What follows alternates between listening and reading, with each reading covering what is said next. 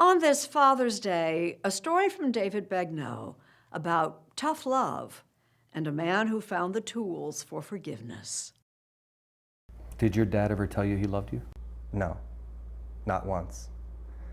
I wanted him to so badly. And I felt like if I was the first one to say I love you, that somehow maybe it would be worth less. Dad and I would just head off across the prairie. Trent Preszler says that his hardscrabble life, growing up on a cattle ranch in Faith, South Dakota, was made tougher because of his relationship with his father, Leon, a former rodeo champion and a Vietnam War veteran. And one day you're hammering some cans because you take aluminum cans to make money. Right. So you're hammering these cans and you end up destroying some bricks that are a part of the patio. Yes. And next thing you know, as the story goes, Yeah. your dad punches you in the face. Yes, he did. Only one time. But you never forgot it. Never forgot it. What did it do to you?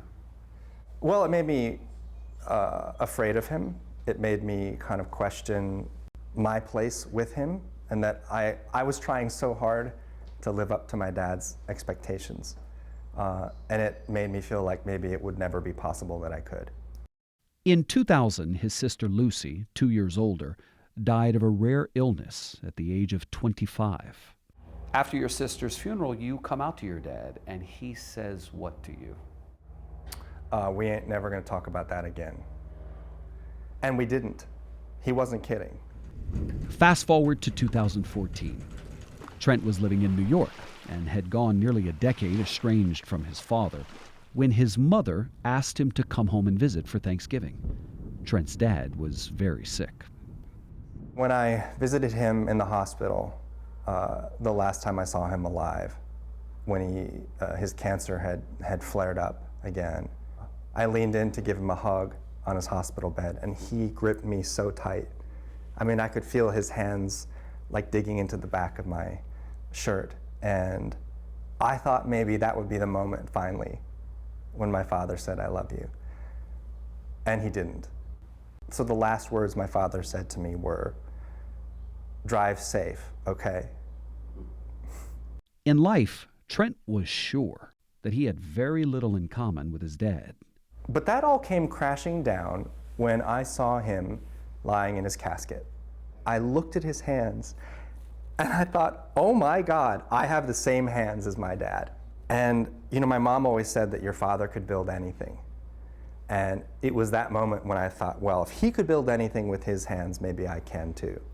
I have his calipers. In his workshop is the only thing his father left him, his toolbox. After his father's death, Trent spent the year obsessed and teaching himself how to shape, refine, and finish, of all things, a canoe. And this is not just any canoe. This is a canoe made by his own hand that has buyers around the world wanting him to build more at a price point of $100,000 a canoe. So it was almost like Dad saying, I'm going to give you just enough to get you on the road, and then you got to figure the rest out yourself. Is this a business or is it a hobby? Well, I'd say it's both, but it has become a business. I've sold 2 boats. I have a 3rd boat on commission now. And the great part about it is that it still feels like a hobby. It still feels like a passion project. So after it gets the cork in the capsule, when the bottle comes in here, it gets the front label. By day, the 44-year-old is CEO of a winery on the North Fork of Long Island. And in April, his memoir, Little and Often, was released. It's about his journey, growing up the son of a cowboy in South Dakota, and how building a canoe from scratch led to some self-discovery. I realize now that I think maybe he knew that when he knew he was about to die, because when that moment came to say goodbye, he didn't hold back a single ounce of his love.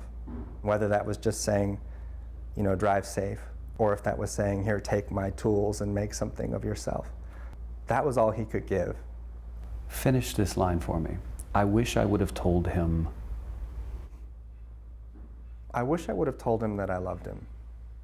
And I wish I would have thanked him for all the lessons that he taught me growing up. Little and Often, the title of your book. Yes. Means what? Well, it means that extraordinary things can happen if we just focus on doing little ordinary tasks every day.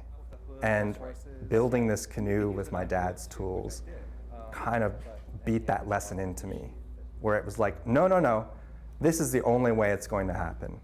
You can't do this any other way. Dad's way is the little and often way.